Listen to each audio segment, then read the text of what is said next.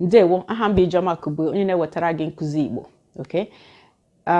N'ihe onyonyo a anyị na-eme ihe onyonyo asaa iji zaa ajụjụ ka anyị ga-esi na-amụta Igbo. Okay? I'm doing a 7-video series.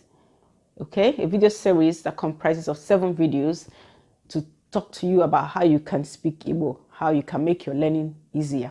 And today is number 7. 7. Okay? Nke asaa. Nke asaa ka ihe ga-eme.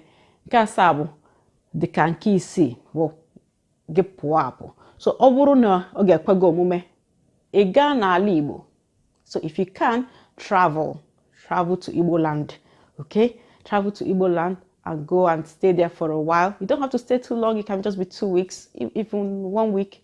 Just go and stay with people that are speaking Igbo and just tell them, see, I want to learn Igbo. Don't speak English to me, because the thing in Igbo land as well, people, when they see you, they want to speak English to you, but just tell them, no, I want to learn Igbo because suoro m Igbo, kuzere m Igbo, achọrọ m ịmụta Igbo.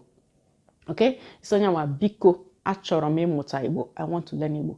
Biko achọrọ m ịmụta Igbo. Suoro m Igbo. Speak Igbo to me.